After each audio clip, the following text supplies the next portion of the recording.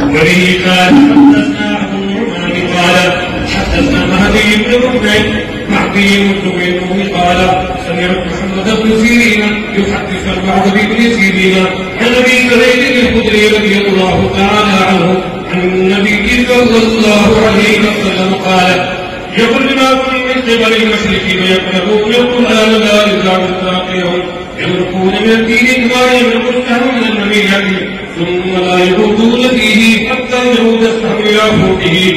قيل ما فيماهم قال فيماهم حتى يلقوا وكان تسديد عن ابي هريره رضي الله تعالى عنه